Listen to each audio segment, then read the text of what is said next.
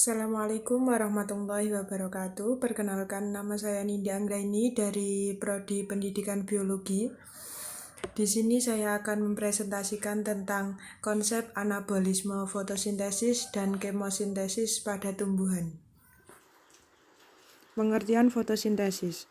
Fotosintesis merupakan periode penyusun senyawa karbon organik glukosa dari senyawa karbon anorganik atau karbon dioksida dan air dengan bantuan energi cahaya. Reaksi fotosintesis dapat diringkas sebagai berikut. Berikut gambarnya.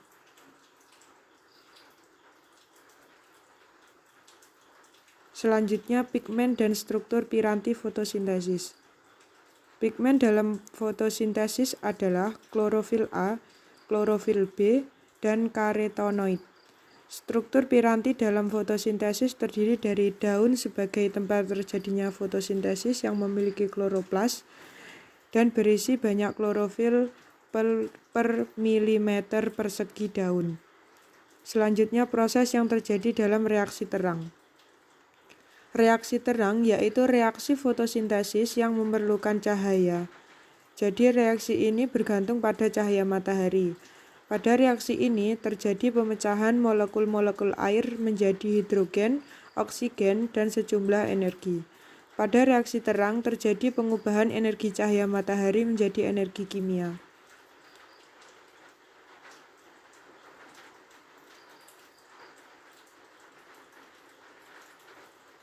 Selanjutnya, perbedaan fotofosforilasi siklik dan non-siklik. Fotofosforilasi siklik mengacu pada proses yang menghasilkan ATP selama rantai transport elektron siklik dari fotosintesis yang bergantung cahaya. Sedangkan fotofosforilasi non-siklik mengacu pada proses yang menghasilkan ATP dari rantai transport elektron non-siklik dalam reaksi cahaya fotosintesis. Berikut gambar fotofosforilasi siklik. Di bawahnya fotofosforilasi non-siklik. Kemudian efek Emerson. Efek Emerson adalah peningkatan laju fotosintesis setelah kloroplas yang terkena cahaya dari panjang gelombang 680 atau spektrum merah tua dan lebih dari 680 spektrum jauh red. Selanjutnya, reaksi dalam daur Kelvin. Siklus Kelvin menggunakan ATP dan NADPH2 sebagai energi yang dihasilkan oleh reaksi terang.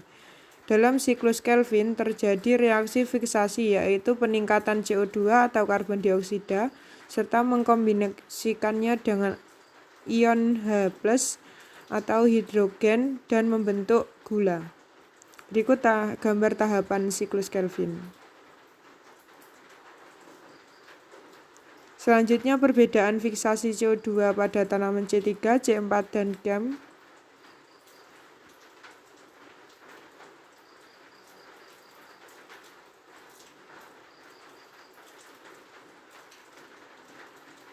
Selanjutnya, faktor yang mempengaruhi kecepatan fotosintesis. 1. Cahaya. Yang kedua, konsentrasi karbon dioksida. Yang ketiga, suhu. Yang keempat adalah kadar air.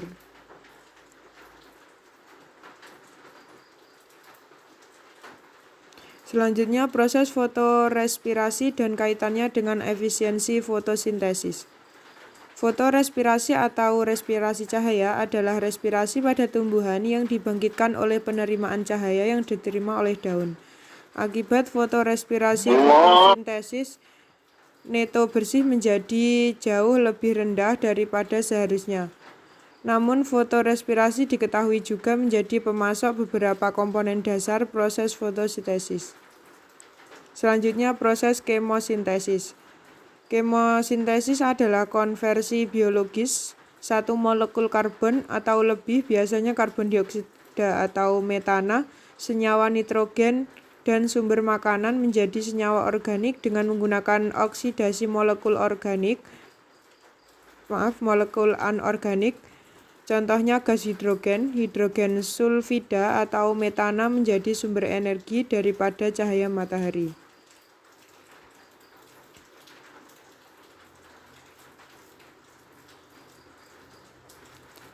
Selanjutnya, fotosintesis berdasarkan percobaan Sainz dan Ingenhousz.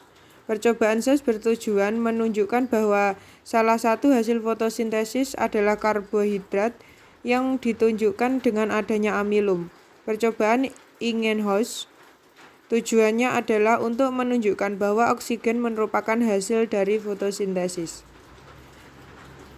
Sekian dari saya. Wassalamualaikum warahmatullahi wabarakatuh.